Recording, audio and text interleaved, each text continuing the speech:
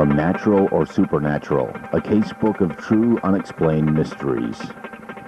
In October 1953, an Ohio farmer and family observed a round ball of fire hovering over a field where boy and dog had run to. Heard boy screaming for help. Father fired several rounds from shotgun when he saw his son being carried away by what looked like little men into this huge fiery-looking object. Later they found dog. Its head was crushed, but no sign of boy or any other footprints. Father immediately called police. Within 48 hours, the Air Force made the determination that the family was to be relocated. The mother was in shock and had to go through a great deal of psychotherapy and deprogramming, as did the father. Report gives clear indication of human mutilations, most notably a case witnessed by Air Force personnel in which Sergeant EE-6 J.P. Levitt was observed being taken captive aboard what appeared to be a UFO at the White Sands Missile Test Range in New Mexico. This abduction took place in March of 1956 at about 0300 local and was witnessed by Major William Cunningham of the USAF Missile Test Command near Holloman Air Force Base. Major Cunningham heard Sergeant Levitt scream. He saw Sergeant Levitt being dragged into a silvery disc-like object which hovered in the air approximately 15 to 20 feet. A long snake-like object was wrapped about the sergeant's legs and was dragging him to the craft. Cunningham observed the disc going up into the sky very quickly. The search for Levitt was continued for 3 days, at the end of which his nude body was found approximately 10 miles downrange. The body had been mutilated. The tongue had been removed from lower portion of the jaw. An incision had been made just under the tip of the chin and extended all the way back to the esophagus and larynx. He had also been emasculated, and his eyes had been removed. Also, his anus had been removed, and there were comments in the report on the apparent surgical skill of the removal of these items, including the genitalia. The system had been completely drained of blood, and there was no vascular collapse due to death by bleeding. One of the lead investigators, when in Vietnam as a member of a Special Force investigative team, went in to retrieve what could be removed from a B-52 that had been forced down by a UFO, and all occupants of the B-52 killed. Communications had been received from the B-52 before it went down to the effect that it was under attack by a UFO, a large light. The aircraft was found in a heavy jungle. There was no swath indicative of a crash landing. Only the bottom of the aircraft showed damage, but there was no damage to the underside of the engine pods. Generally, the aircraft was fully intact, but the entire crew had been mutilated. The previous details are from a report, astonishing and shocking because of the terseness and technical details, that was made available for this book and transmitted privately. The full report, couched in terms of hypotheses for personnel security reasons, is unfortunately much too lengthy to be presented here. It is filled with supporting documentation, dates, names, places, and other evidence. The Crescent Moon Club, in association with ABT, presents Omnibus Unlimited, a roundtable discussion of provocative subjects which must be addressed today. Radiovision for the 21st century and infotainment in its purest essence. Hello again, everyone. I'm Laurence Nobile, independent researcher and host of Omnibus Unlimited. Tonight, from our ABT studios in Dover, our topic for discussion is E.T. Eats Out. Joining us to address this subject is psychic healer and medical technician Tom Murray. Tom, thanks for being here tonight. Good evening, Larry. We're under a tent out here in the woods of Dover. It's a very pleasant evening to be here.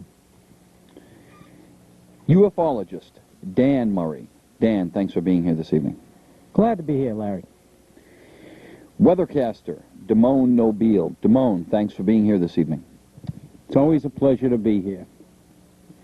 And, of course, seeker and producer of Omnibus Unlimited, John Horrigan. John, thanks for such a provocative show as this one we're about to talk about.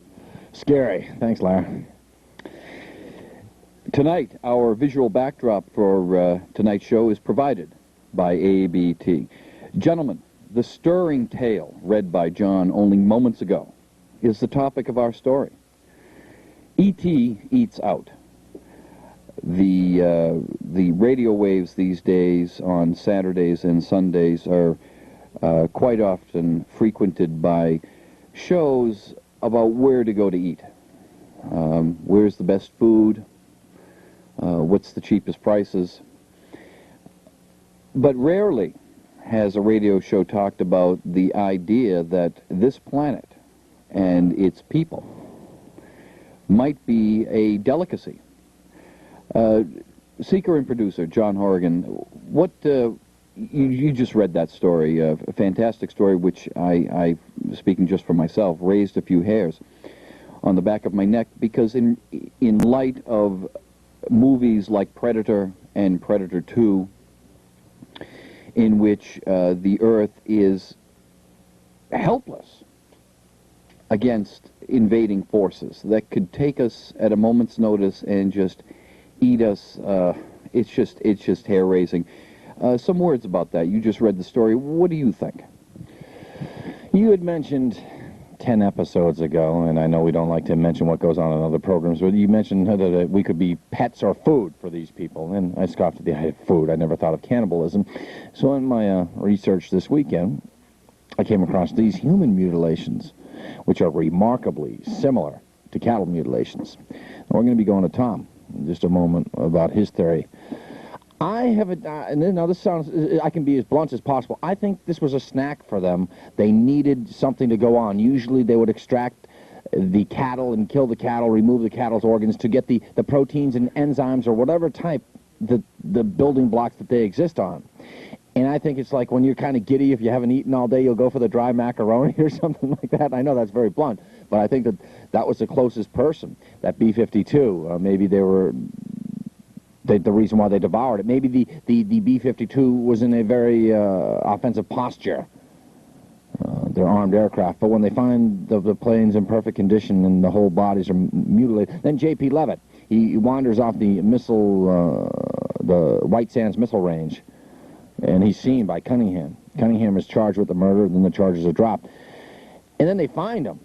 And he's just, everything is surgically removed. No sign of blood, scarring, just his genitalia, his colon, his anus, different organs. Now, I'm not too familiar with the excretory. I'm not sure what type of digestion system they'd be interested in.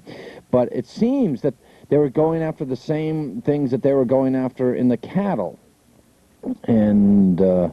That's what it says. Is this one of the 14 species that Martin S. Caden mentions in this book, Natural or Supernatural? That's what we read from. Is this one of the 14 types, and this one is a cannibal that eats men, like snacks on them? Very interesting, and the idea that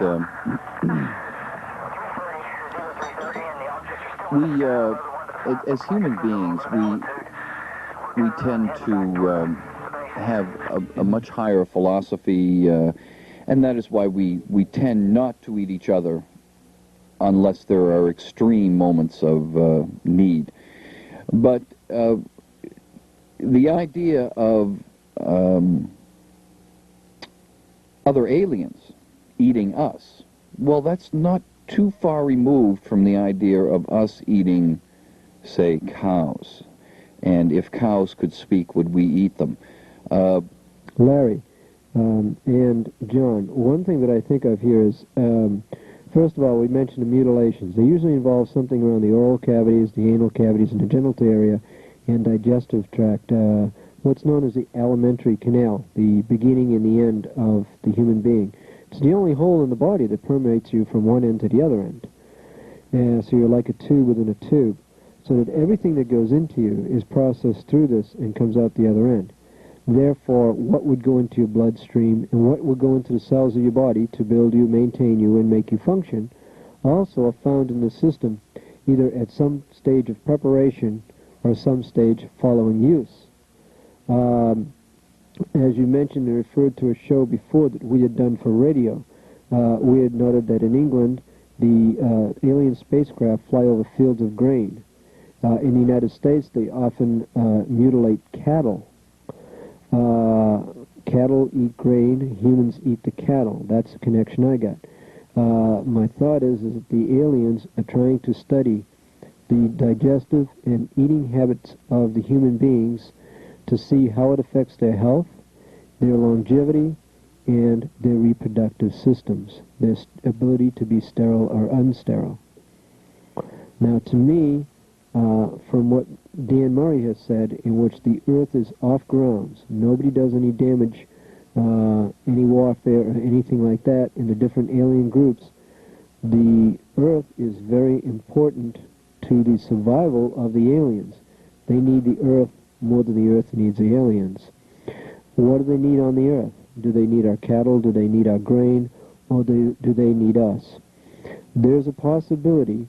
A fellow by the name of Fowler is a PhD. He's an astrophysicist, and he's affiliated in Boston area with several astronomies. He's written 2 books, one on an incident in Maine and one concerning a lady. Both of these are incidences of abductions. The main abduction is an abduction, of 4 people, 2 of whom twins. Now, twins have the same genetic makeup. So I believe these twins are very, very interesting to these aliens. All 4 of these gentlemen have gotten degrees in art and have reproduced under deep states of hypnosis what went on when they were abducted onto the craft. They describe the aliens as other people described them, and they've drawn pictures of how the aliens work. Now, one thing that I noticed is in their artwork, one of the artists was showing an alien holding a tube surgical-type instrument. The fingers of the alien were not in what we call opposition. In other words, like a claw folding into each other, like you would hold a pen or a can. No, the fingers are bending in the wrong way, like a pneumatic tube. Also, in this incident, what is described here is that the fingers don't come from a hand, they come from the wrist. Now, if I was going to build a mechanical machine and I don't have to lift heavy objects and I want to eliminate moving parts, I would go right to the fingers.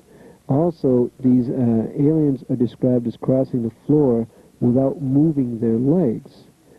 If you put a doll on wheels and rolled it across the floor, there would be no leg movement.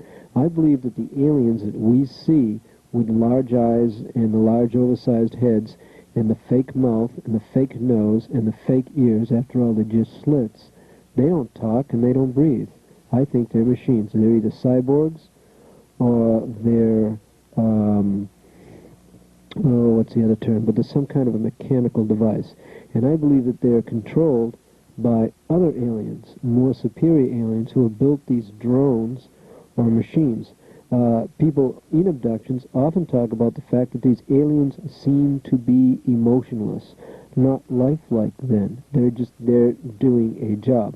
Almost like the Woody Allen robot movies in Sleeper.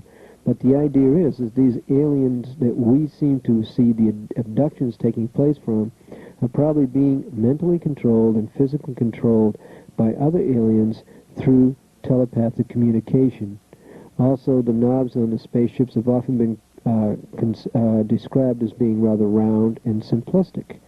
That you probably have a generalized, pre-programmed spaceflight program for these small satellites, these small spacecraft, and they can be fine-tuned by the robotic aliens inside the spacecraft for present weather conditions and particular specific missions.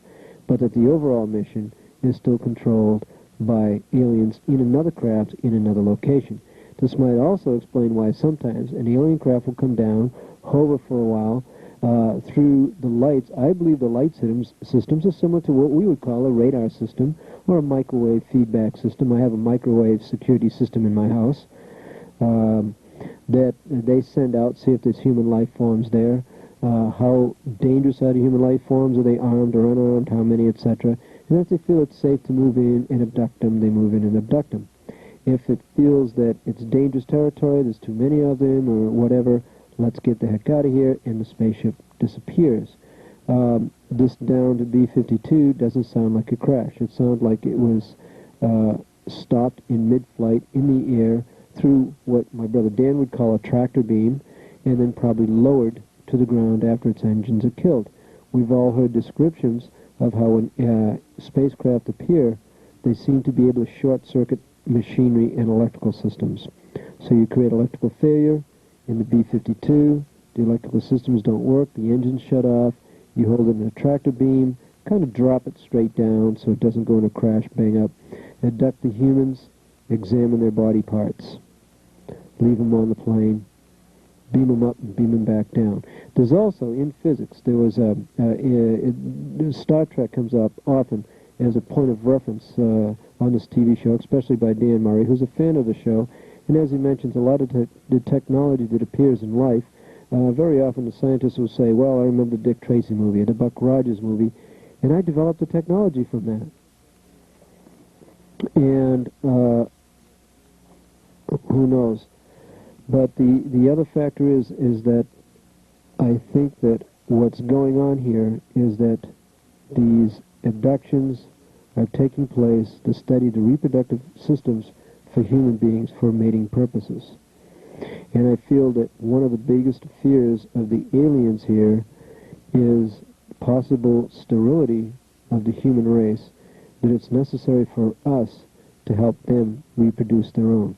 It is said that, as Dan mentions, he says, if you want to know where the alien bases are in the United States, one of these alien bases reportedly is under security protection by the U.S. government, and in that base, which they're looking for now by a technique called RV, or remote viewing, which was developed in the 1970s, I call it psychic tuning into the Akashic record, which is something that my group does, but the military calls it remote viewing. There's a lot going on in the Army that you don't know. That remote viewing, they believe they've located the general area of 2 secret spacecraft, you could call them parking lots, under the ground in Nevada. And one of these is specifically for a spacecraft. The other one is with special hybrid children, half human, half alien, and the females, women, who will be used for breeding purposes. Fascinating, Tom. You know, you covered a wide area there. You know, why can we learn anything? As gruesome as this event was, can we learn anything from what the aliens took of the poor sergeant? It's interesting also that you mentioned that the aliens were actually machine-like, and with the end of what you said, I turned to Dan Murray, ufologist Dan. How concerned should we be about this? That extraterrestrials are dining out, as it were, every now and then on this planet. How concerned should we be that this planet may actually be a breeding ground for human beings, for other people to eat, very much the same as we do for cattle? Well, I'd like to clarify that by saying that I don't believe they're here to eat us. I believe it's much worse than that. And I'll clarify that in a minute. First of all, I want to mention the fact that there is more than one type of alien visiting this planet. And this particular type that you're talking about is well documented for conducting this type of experimentation both on human and animal form. What I disagree on what Tom said is that they are mechanical.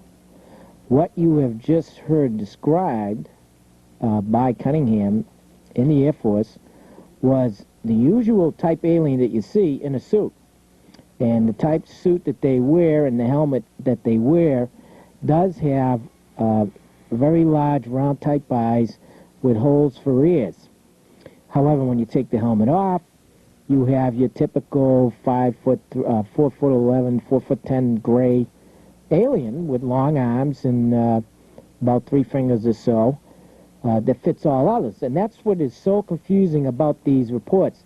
The other thing is that there's 2 alien types in conjunction working together of this type. One much shorter than the other, and they usually in your abduction style reports, the smaller ones tend to be emotional and try to calm down the human being that is to be experimented on, because a lot of the experiments are death style. They don't chop up the human to kill them.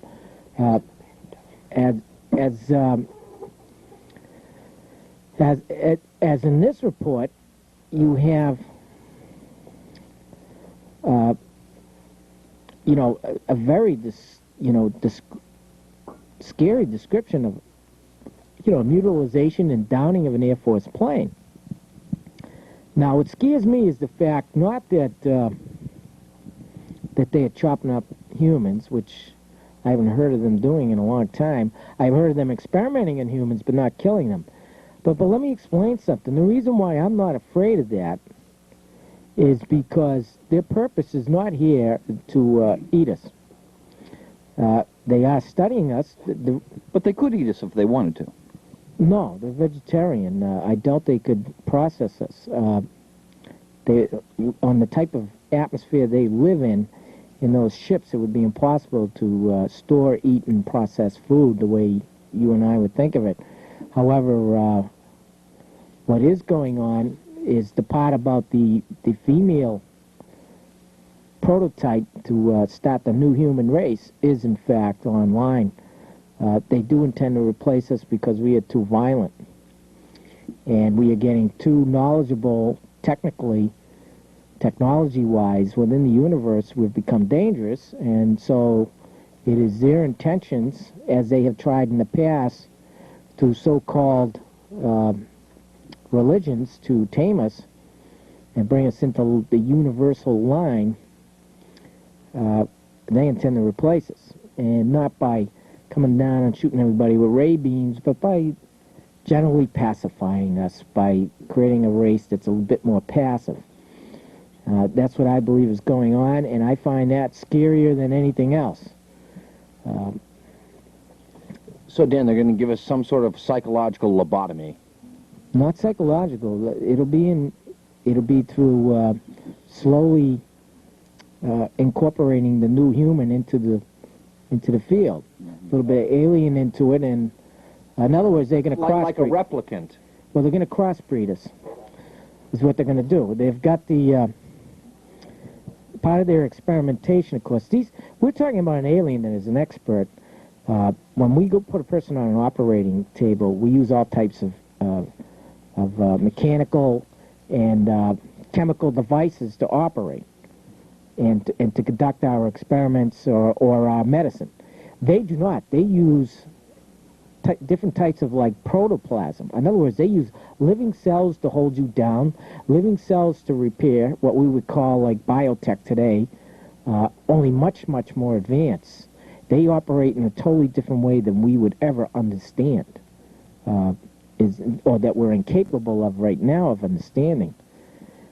We do have some worry on the fact that I believe the U.S. government is in cahoots with this. In a lot of ways, they've made friends with these aliens, and I think this is a big mistake because there is another alien force here, very predominant, and they have been trying very hard to get through to us, to warn us of this race, and also to warn us that they intend, in time, to destroy us if we don't straighten our act out. Well, let me put it this way. We are human beings, and by nature, we are violent, because that is the way you survive. You know, it's we eat what doesn't eat us, and they eat what we don't eat. You know, and on down the line. And so we're not in the same type of thinking to this. When they come down and they do their deal with us and experiment with us, we are an animal. We are no different than a scientist on a slab working on a dog or a chimpanzee, because he has an experimental point he wants to prove, you know, or try to find out. Yeah, so in the end, the animal has no soul, Dan, right? Right. We have no soul. We're just an animal to be experimented on. They may have created us in the first place, and to us, you know, we're just expendable. But they don't intend to wipe us out. They're not that type of person. But they do intend to upgrade the species, you might say. Or to make it the way they want it to be. It's very interesting to think about that, that this Earth may very well be simply a petri dish. And an alien race is simply making us to be the human they want us to be, just as we would make a fatter cow or a whiter mouse. They are making a more cooperative human being Tom, very quickly, we've only got about a minute left. Yes, and as I mentioned, as Fowler states, who's an eminent ufologist and leader of several UFO organizations, and a famous astronomer and astrologer from MIT, that there's a good possibility that they have trouble with their reproductive systems and are concerned about ours. I mean, I find it interesting the connection between AIDS and the weakening of the immune system, which is closely tied in to our reproductive system. Final words, Dan. Yeah, Cortez and Montezuma, they were able to cut out your heart while you were still alive and it was still beating. Where did they learn how to do this? From these people. And very scary. John, final words. Yeah, it's scary to think that we could lose free will or wind up in a bun for an alien. And that will have to end our discussion of E.T. Eats Out. I'd like to thank our guests for appearing on tonight's show, psychic healer and medical technician Tom Murray. Tom, thanks for talking about a really scary topic here. I find this an amazing topic the more I look into it.